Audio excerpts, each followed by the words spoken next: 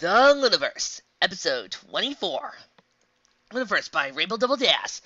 Episode by Fizzy Ords. Chapter 12. Secret of Andalantis. After the star felt really nervous, but did all she could not to let it show in front of her little sister. When he had first gotten back to the ship, Bonbon and Windsealer had been with them, and helped Amos the star stay calm. Now that she was left with the stoic captain, Sunset Beard, did not know how to feel.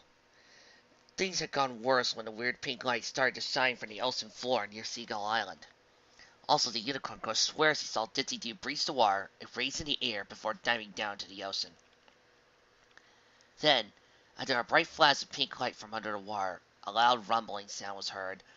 All the seagulls suddenly taking flight, and fleeing their islands soon followed the sound. The sheer mass of them was casting a sinister shadow on the boat and its occupants. "What the bloody just is that?" asked the captain, emerging from the piloting cabin, thinking in tow. "I don't know. I think it came from over there," replied Sparkle, pointing at the island. Sunset Bear and Sparkle's eyes grew wide as dinner plates when a large chunk of rock spontaneously shattered from the island and was ejected into the water. A piece of rock, about the size of a large chariot, landed with a great splash that caused a shockwave to travel along the wire. "Hang on to something!" Soon after, the wave rolled under the yaw of delight, rocking her fiercely, but not enough to threaten to flip it over. "Lass, you were the only one who had the fancy wild breedings behind, right?"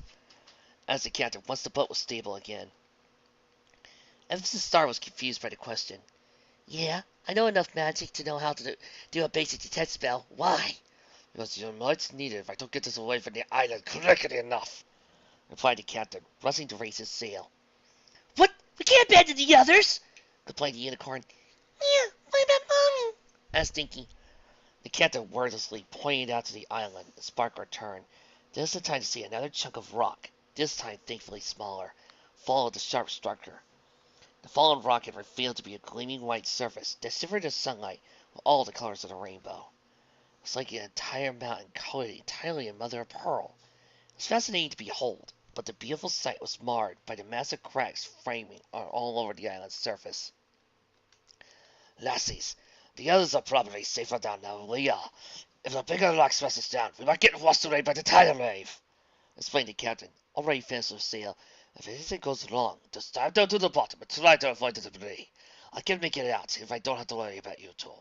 Now, stop asking questions and secure your belongings in the cabinets over there so they don't shuffle around and trip us up." Before Sparkler could protest, a loud cracking sound resounded, and a bigger pane of stone slid off the simmering surface underneath and fell into the water. The captain looked grim as he took the wheel. "This is going to get tricky." Sparkler and Dinky rushed quickly to secure their luggage, and silently hoped that the captain was right about everybody else on the wire. They had just barely enough time to finish when the first major waves began rocking the boat. The two unicorns gasped at the sight of the oncoming wave. It was big enough to obscure their view of the increasingly shimmering Seagull Island. Soon, almost Amos's field of fusion was filled with water as he grabbed hold of Dinky with all her might. The small ship was picked up by the wave and raced into the air, crested the wave.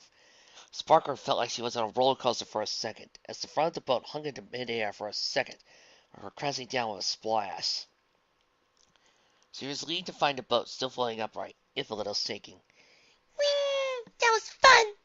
said Dinky, none the worse for wear. "This brings me back to my days of crossing the ocean to Separaca," declared Sunset Beard.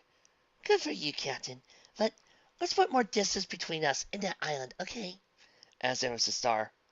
What was going on with that island? Trixie wasn't sure who first started the mad scramble that could be generously called a retreat, but she really didn't care. She had grabbed the yellow fuse lantern and her telekinesis, not trusting any pony to physically hold the thing, and booked it like every pony else. "What's happening?" asked Ditzy to her side.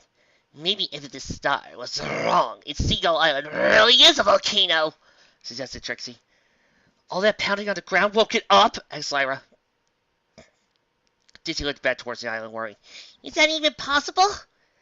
"I'd rather not risk it if you don't mind," replied Trixie. The rumbling and cracking continued as they made their way towards the edge of what was Akinda's secret work camp. They were trying to move as fast as possible, They had a number of wounded and weakened ponies with them, slowing them down considerably. Soon enough, emerging from the kelp, every pony saw two groups coming towards them. It was Dusky Zack and Sea Racer with the rest of the aquatic ponies, with a few missing on a sea pony's side due to the recent wounded. Both groups were clearly eyeing each other with a mix of curiosity, fear, and suspicion, with the two males in front only who saw worried and concern.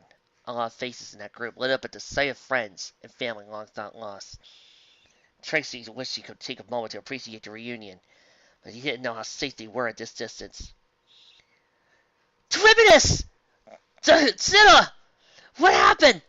No time to explain. We need to evacuate, replied Scylla, clearly addressing both groups. Every pony is in good seat. Help with the wounded, ordered Cerberus, in a tone that brooked no objection.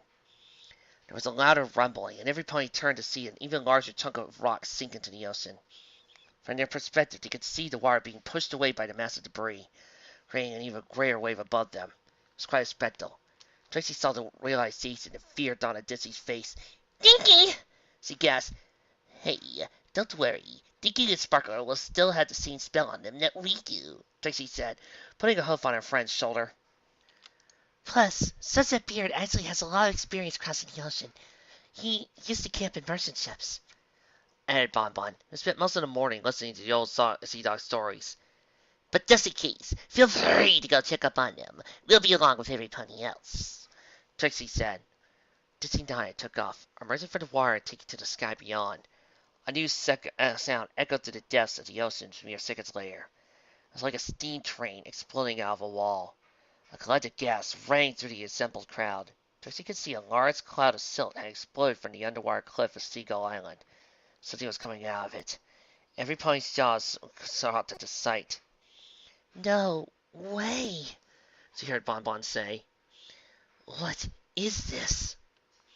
No, no, no, no, and also no! Tell me we are not doing something crazy like that last fight again! Said Scylla, angry, panicking all at once. Trixie had a surprisingly calm tone when she spoke up, addressing her unicorn friend without looking at her. Lyra, have you ever heard of something like this? Well, I'm not sure, replied the minty mare sheepishly. Trixie turned to face her friend with an expression that spoke for herself. Yet, Trixie felt like he needed to add more words. What do you mean you're not sure? You're our bard, our lore master. For stars' sake, the island just sprouted a fin. Tell me you know of a creature that can look like an island and if it's dangerous or not, said Trixie, pointing to the giant cream-colored paddle-shaped fin emerging from the mass of Lucky Seagull Island. Well, it's just... Lyra began, or she was interrupted by the sound of another fin emerging from the surface. No way. This one was further down the length of the island, and much stubbier. That was clearly a high leg. Soon, two more deflagration sounds could be heard, but muffled in distance. Trixie didn't need to see it to guess how the island now had a symmetrical load of fins. Islands that turn out to be alive are usually types of whales, and they don't turn to stone or sleep longer more than a pony's lifetime. This isn't a whale, explained Lyra, over the ever-increasing sound of stones falling in the water. No! Don't tell me! It looks more like a sea turtle! Oh, a water turtle! Added Cerberus, looking more like it followed Lyra. You thinking what I'm thinking, Jerry? If you're thinking what I'm thinking, then yeah, we don't need to fight, Cecily. Trixie leaned in close to Lyra, whispered in her ear. Since when have those two been using nicknames like that? The other unicorn shrugged. At this point, the massive fins began to move. The rumbling sound that had been heard since these new strange trains of events occurred began to steadily increase in volume. It took roughly 30 seconds before the massive undertow, caused by the movement of the towering fin, reached the group, caused most ponies to tumble backwards, head over tails, including Trixie herself. Are you certain we won't have another stupid fight on our hooves? She asked Cerberus while she righted herself. No, you see, I think... The sea pony Lyra began before she was interrupted. The entire underwater portion of Lucky Seagull Island disappeared from view when silt and debris began to explode out from the massive rock. Deafening, crunking noise accompanied the event. The group quickly found themselves engulfed by a moving wall of kicked up sand. It's like being hit by a miniature sandstorm. So every pony began to cough and spit out sand. Small shards of rock began to rain from the sky. As the island section above the surface had just exploded into pieces. Another strong undertow cleared away the silt, and Trixie regained her vision. She could clearly see the island again, except it was no longer an island. Trixie had been right that this wasn't a whale. It was a giant sea turtle, and it was moving. Ditzy emerged from the water, and only quickly glanced towards Seagull Island before heading back toward the Autumn Delight and her daughter. The island looked like it was shedding, with pieces of rock falling off, revealing a shimmering white structure underneath. She didn't give it much further thought as she scanned the horizon for their little ship. She quickly spotted it, its sails raised, not far from where they had left it. Thankfully, everything looked fine, despite the sea being choppier than it had been the last time she had visited. Her attention was brought back to the island, though, when she heard a strange, crackling sound. It's like somebody rolling a cart over broken dishes. Trying to take a glance, Ditzy could see what remained of the island's rocky shell, being overturned by cracks. The whole surface was being divided into teenier and tinier pieces, to a point where Ditzy couldn't make them out anymore. What she could make out was the way the whole thing was vibrating. Ditzy only had a second to bring up her forehose to protect her face as the whole thing simply exploded. The tiny shards of rock flew off and began to rain down into the ocean.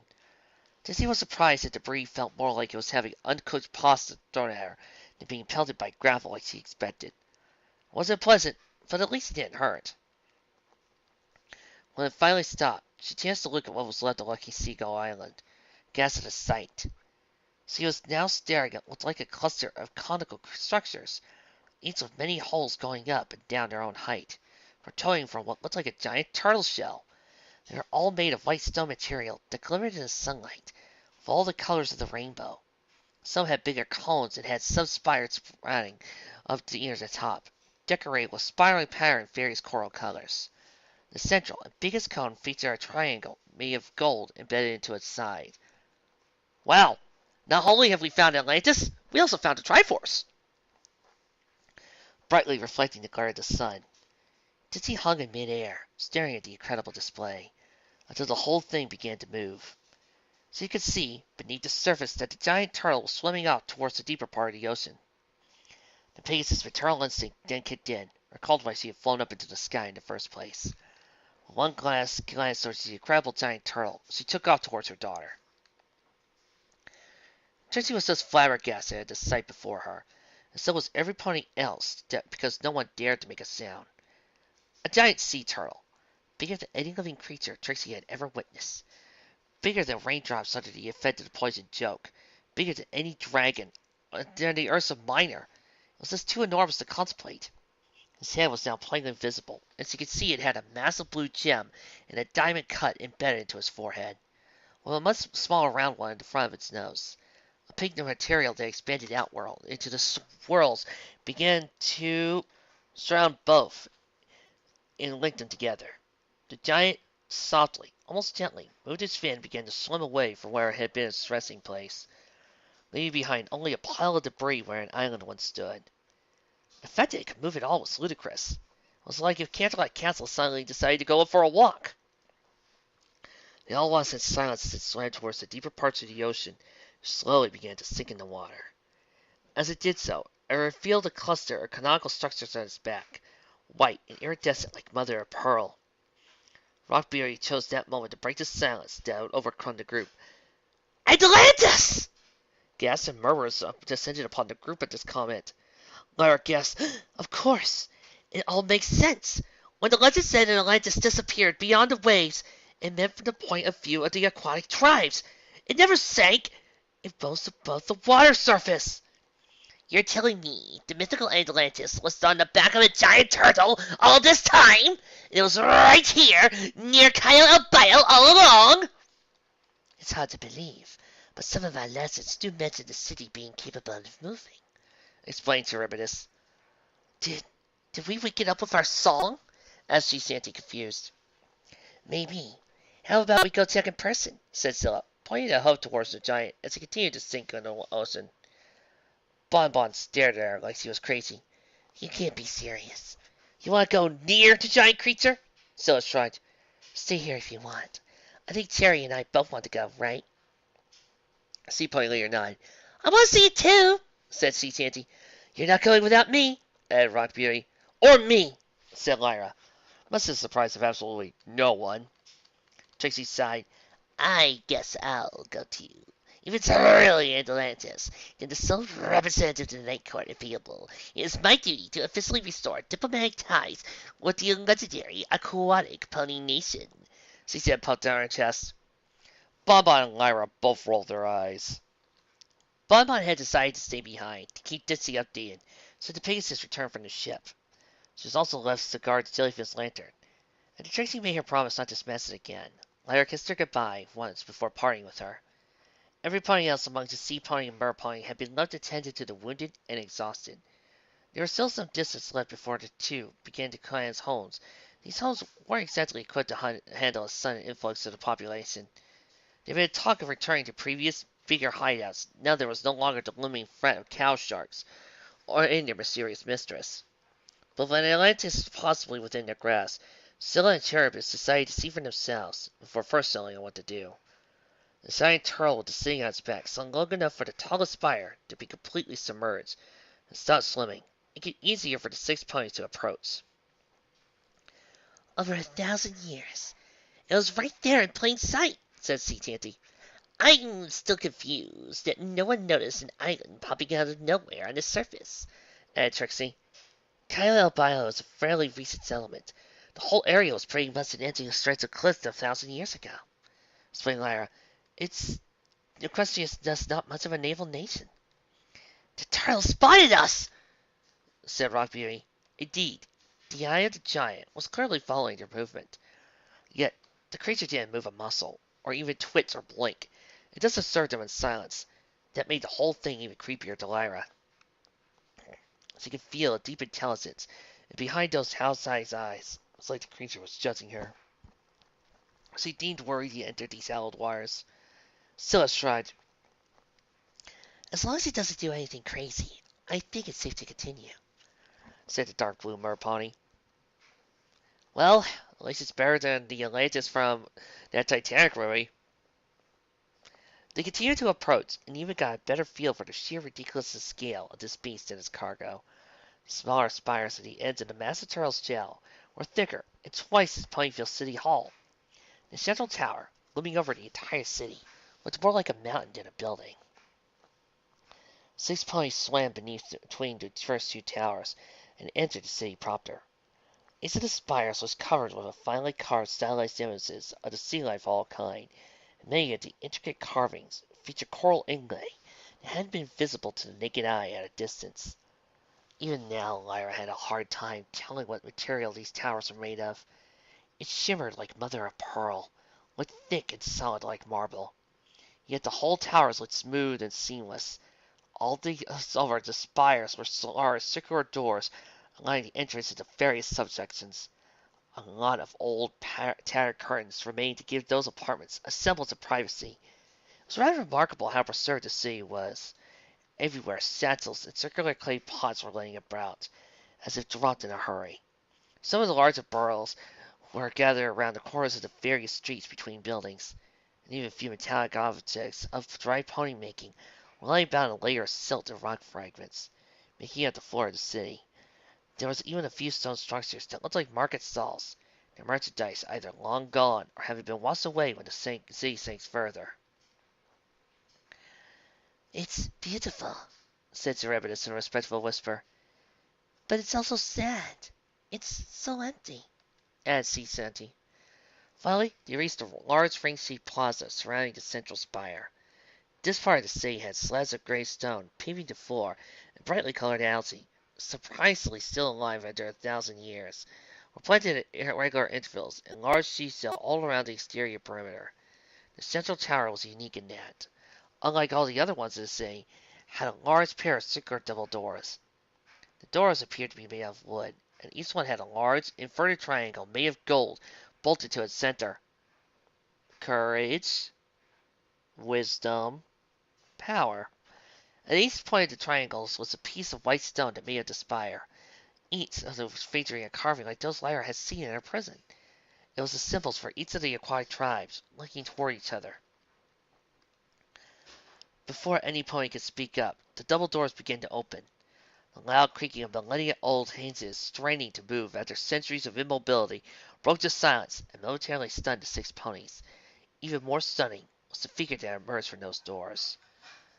The first word that came to Lyra's mind was alicorn. But it was the figure it looked like at first. It was about the size of Princess Luna.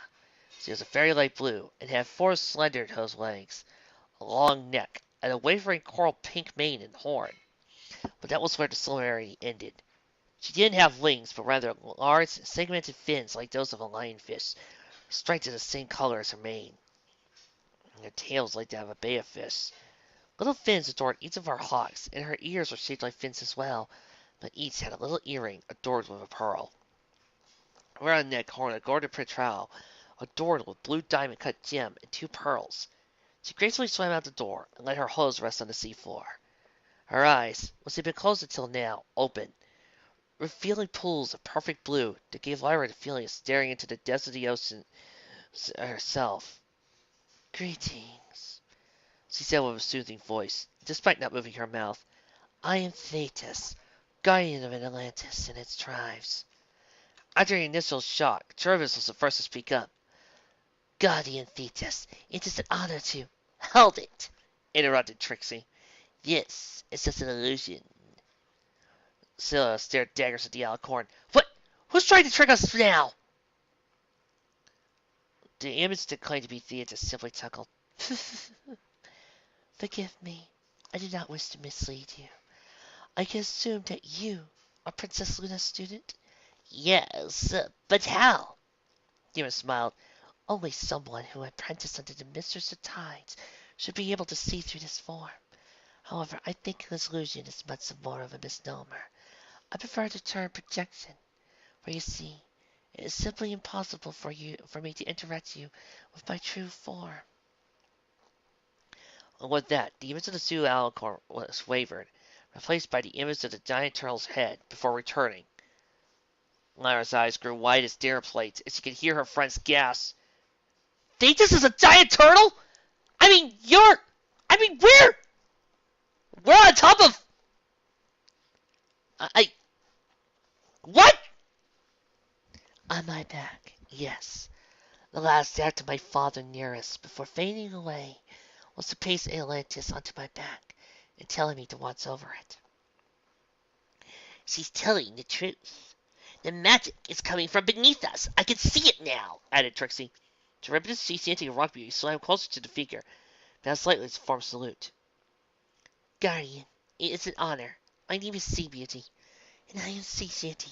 I can't believe I'm your princess at last." "I am Charybdis, leader of the Sea Ponies, Guardian. I have so many questions for you," said Charybdis. "Like why in the abyss did you disappear for so long?" asked Scylla, anger in her voice. She swam closer to the projection and pointed a accusatory hoof at it. "You left us to waste away, stripped of our magic, stripped of our home. We kept beauty for 1,000 years, and then we got destroyed by some half-born thing who used the jellyfish lantern to turn our own against us. Where were you during all this time?" "Scylla, please, it's not like she intended for this to happen," pleaded Rockbeauty, grabbing hold of her leader. "Scylla, let me phrase to you the wise words of a mage I once met. It's not smart to tick off the being that you're on top of." Scylla pushed her off. "Well, she didn't do much to stop it." There was a 10-second silence, and Thetis seemed to visibly sigh as she closed her eyes and inclined her head. "Your friend doth speak the truth. I wasn't there for you in your time of need. I failed my role, and I apologize," she said before looking up at the sky above. "Over 1,000 years, I slept far longer than I anticipated. I had no choice at the time but to go, but I hoped my little ponies would be able to wake me much sooner." "What happened?" asked Lyra, her and Trixie joining the others near the projection. The Guardian glanced at a pair of unicorns. "Oh, my name is Lyra Heartstrings, and this is my friend Trixie." How much do you know of the events before my disappearance, and what has happened since? asked Thetis. Lyra recounted the best she could the story of what she knew, adding the new element that the aquatic ponies had fought over the jellyfish lantern, rather to the jellyfish themselves. The sea pony and mer pony let her finish without even popping in to bait each other before the war. Afterwards, Doremus mentioned how the jellyfish lantern had disappeared, only to be found roughly 100 years ago by her ancestor, only for it to be stolen by a being she now assumed was a kinda. Scylla also had a similar story, and the two realized their ancestors probably worked together on search for the lantern. They told Thetis what happened with the Echinda and the cow sharks, and the destruction and following restoration of the jellyfish lantern. And I guess we woke you up? Said Sea Shanty, finishing the tale. Thetis had a far-off look in her eyes as she contemplated what she had learned. She seemed to be glaring at something in the distance, beyond the ponies around her. If you don't mind me asking, what is the jellyfish lantern anyway? Asked Trixie. It is a way, a tomb, began Thetis. My father, Nereus, was a powerful spirit to sea. He saved sinking ponies by turning them into mer ponies, sea ponies, and plesiosaur ponies. She raised her hoof and conjured a stylized image of a large turtle, figures of a pegasus, unicorn, and earth pony, being turned into the three aquatic tribes. Then the image shifted to the sea pony growing algae on the sea floor. The mer ponies guiding a school of fish, flying the plesiosaur ponies at the surface, creating waves. He gave them a home and taught them how to tame the seas. He fancied himself the ruler of all the oceans, but he wasn't the only one claiming that title. The demon Ferocis also claimed it, and while my father was a benevolent ruler fostering harmony among the creatures of the ocean, Ferocis wanted nothing more than to dominate the sea and conquer the surface world. That sounds familiar. The image Ferocis appeared, made of blood-red lines. It was a large fish with the head of a boar, and to its side were murky figures lined up like an army. The two engaged in fierce battle, and while Ferocis' body was destroyed by Father, his foul magic was still capable of harm. Father could not stop it, for he had been weakened in the fight, so he sacrificed himself to bind the foul power to a piece of his own. Father and Ferocis both had formidable transmutation powers. In fact, their magic was so alike, I wondered if they were not brothers. Then, using the Song of Harmony, he sealed the combined magic into what would become the jellyfish lantern. I received what was left of untainted of my father's magic in the city before his consciousness left us. The form of Ferocis and Nereus were seen clashing, then being reduced to a single bright point. The two jellyfish floated into the image and grasped the point, turning into the symbol of the jellyfish lantern. Another turtle was seen, the shape of the city seeming to be being lifted from the seafloor and landing on its back. Images disappeared. But even sealed up in the lantern, the power can still be used? Asked Scylla. Thetis nodded. Yes, and for a time the aquatic tribes kept watch over it, and every year they would gather and sing the Song of Harmony together to renew the seal. There was no need to do it yearly, but I still encouraged the ritual, and it helped create a sense of community and rejuvenated me. Rejuvenated you? Asked Lyra. With my father's power coursing through me, I ain't quite powerful, but I'm not an immortal being of his or Princess Luna's caliber. Time will one day claim me. I will no longer be able to perform my duty. However, time stands still for me whenever I sleep. As such, I spend most of my time in a slumber. I usually slept for months at a time, and one of the only ways to force me awake is the Song of Harmony. Its magic gives me the energy I need to wake up. Scylla crossed her arms, still fuming a bit. Well, that's all well and good, but you didn't regularly turn into an island for months at a time, right? What happened? No, I did not. I simply lay on the sea floor. At some point while I was asleep, Sato, mate to Ferocis, sought to seek revenge for her departed husband. After spending centuries perfecting her magic somehow, she reached out to Aquarius, leader of the plesiosaur ponies. I'm not sure what she whispered in her ear, or what weakness in Aquarius' heart allowed the seeds of deception to take root. But soon, Aquarius decided to be the sole ruler of Atlantis. She seized the jellyfish lantern, and like Echidna used it to make monster soldiers. Only she used her own people as a canvas for her grotesque work. Every pony gasped in shock. She used it to turn her own people to cow sharks? Said Scylla. I'm afraid so. Merpony and Sea Pony fought valiantly, despite Sieto continuously undermining their alliance with her strife magic. They held on. After months of war, both sides were on the verge of collapse, when Sieto at last made her move. She swept in and took the lantern for herself, and then tried to use its power to wrestle from me what was left of my father's power. This action, however, broke her hold on Aquarius, who realized the monster she'd become. Pleading with the mer ponies and sea ponies, she found two terrible ponies who joined her in song, and they awoke me at last. What happened then? Asked Lyra. I was already under attack by Seto. I battled with her in the astral plane for 5 days and 5 nights. All the wild creatures that used to be plesiosaur ponies kept attacking my little ponies. In the end, I defeated Seto and casted her into Tartarus. The spell over the plesiosaur ponies was broken, but their body did not handle the stress.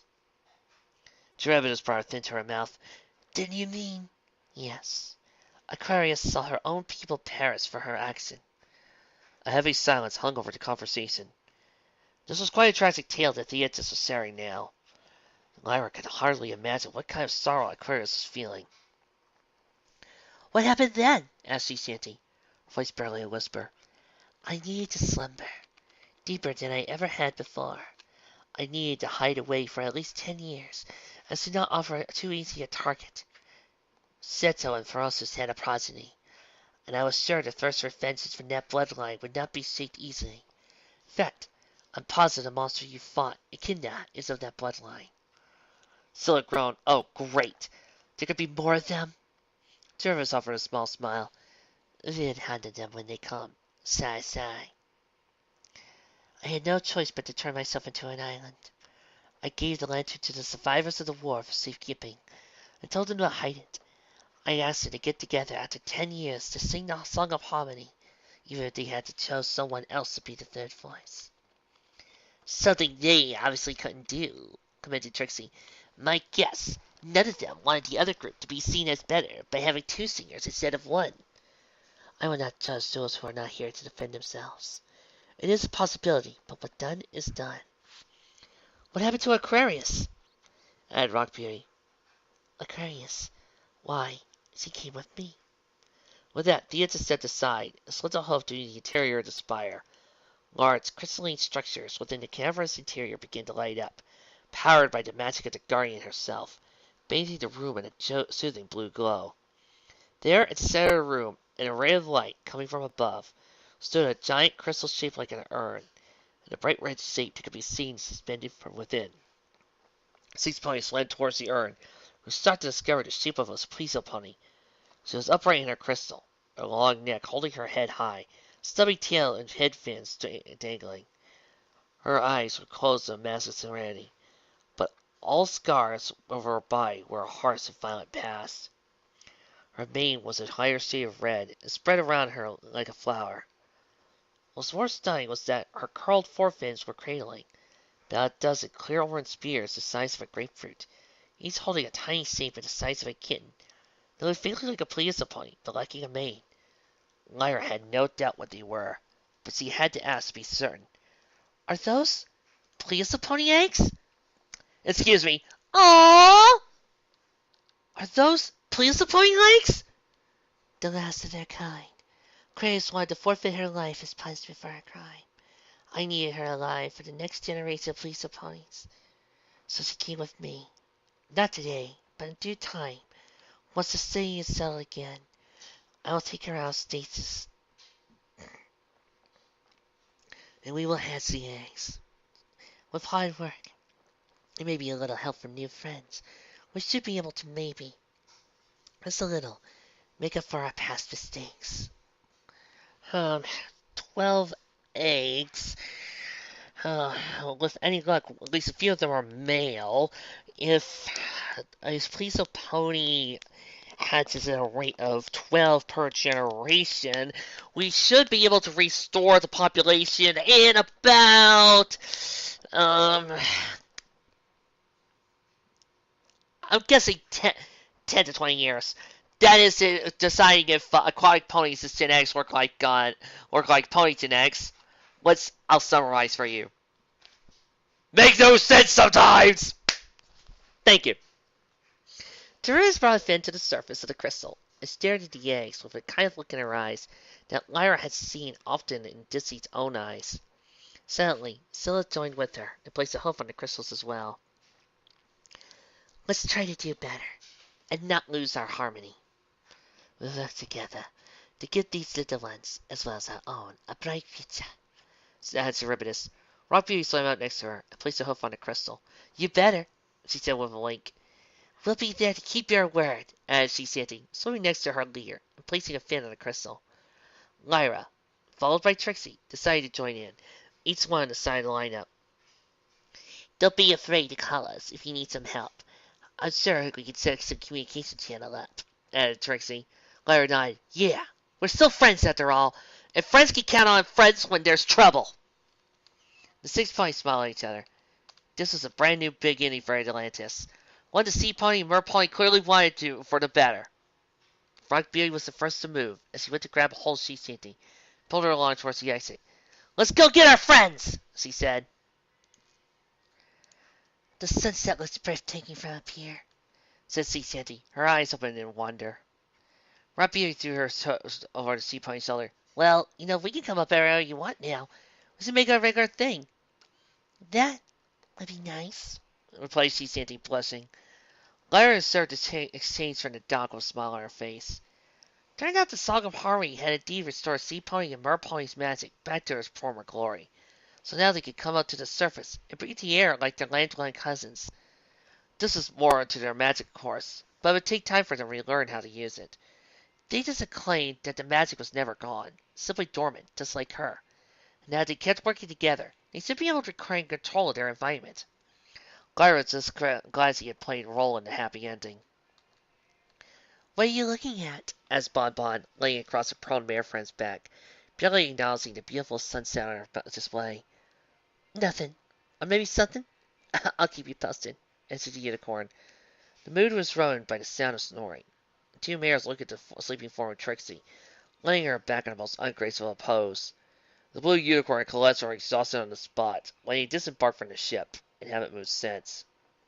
You're carrying her, deadpan Bon Bon. Let's just leave her there, replied Lyra just stoically. The 2 held on for a few seconds before softly giggling.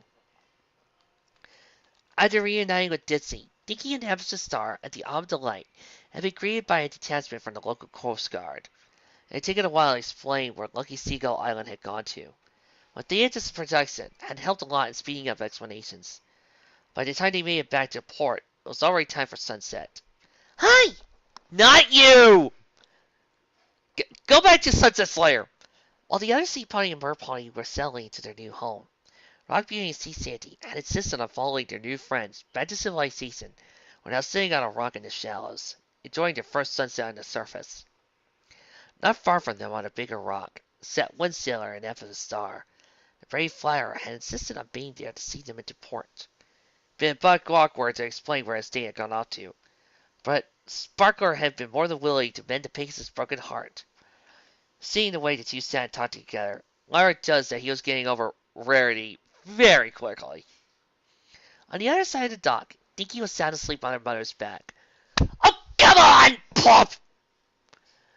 As the Pegasus also enjoyed the sunset, stars were beginning to perform their daily dance as they settled to position in the darkening sky. And Ditzy stifled a yawn, betraying at how tired she really was. It wouldn't be long before she would head back into the beach house for the night.